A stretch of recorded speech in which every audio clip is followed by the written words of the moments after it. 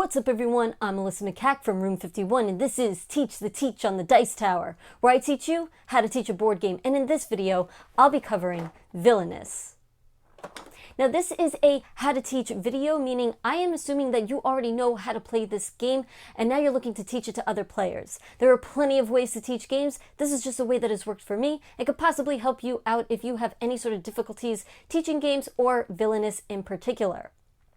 Now, I'm going to assume that you are teaching this to maybe newer players, maybe people you're trying to get into the hobby, or just to play with your family, friends, whatever it might be. I always start off with three things: the story behind the game, the objective, and then how this game ends. I feel like you could easily hook people into this by just saying you're playing as one of Disney's villains, where you are trying to accomplish their goal from the movie or whatever it was. And then the objective being, well, each villain has their own objective, so you'll be vying for your own sort of goal. And then ultimately that's how the game ends. Whoever completes their objective first wins the game. Now, if playing with new players, I would suggest playing with maybe 3 players, maximum maybe 4 players, just so that they're not overwhelmed with all of the different villains that are coming out at them and all their different objectives that they have to worry about. If you're playing with more than that, that's fine, but that's just my suggestion. Another suggestion I would make is to direct their attention to their choice of villain being maybe like Captain Hook or Prince John or something like that, maybe Hades, something that has a very streamlined, simple objective that they have to do. It's very straightforward. Now, that's not to say to limit them on their options. They could absolutely play some other villain, just letting them know then that that one has a little bit more going on for them in terms of their objective. So you're kind of just warning them and letting them know about that. Either way, those are my suggestions.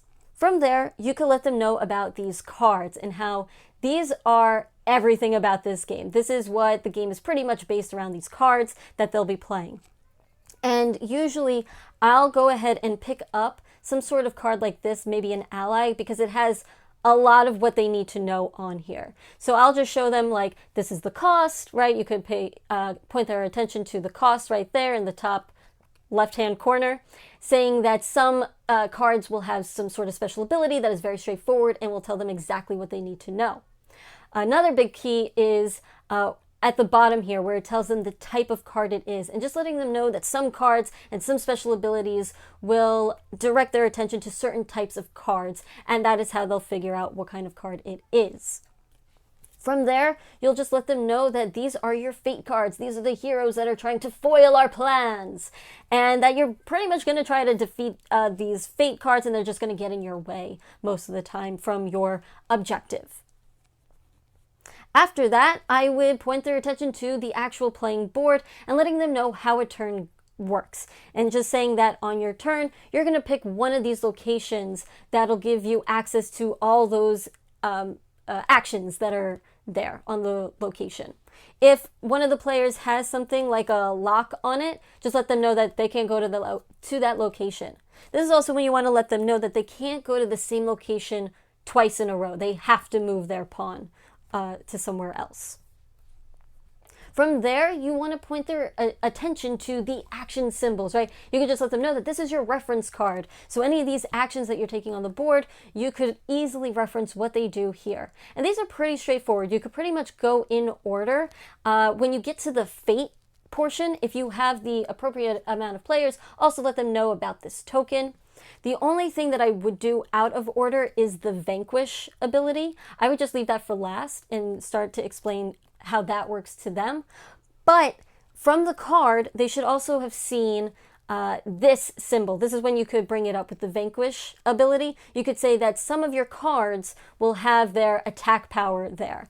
You don't have to go incredibly into detail with how the vanquish ability works in terms of oh, when a fate card comes out and blah, blah, blah. You don't have to do that. Just let them know that some of your cards, some of the fate cards will come out, and then some of your allies will be able to help you defeat them based on their power, where you're trying to kill off the, whatever it is, the hero or whatnot. When a fate card is actually played in the middle of the game, that's when you could say, okay, this is exactly how the vanquish ability works, in terms of discarding the cards and all that stuff. From there, that's when I actually let them read then, or I let them read. It's not like I'm giving them permission, but this is when I direct their attention to their little booklet. I love that the game comes with this. This is so awesome. But even if they don't want to read the whole thing, I would say to have them at least read the first page where it clearly defines what their objective is, and then any sort of setup stuff that they have to do, special setup. And then letting them know that the rest of the book will tell them not exactly how to win, but it gives you some sort of tips and tricks on how to go about winning, right? And then like just certain cards that you're trying to vie for and certain cards that you should expect from your deck. That way they just have some playing knowledge of how to ultimately achieve their objective.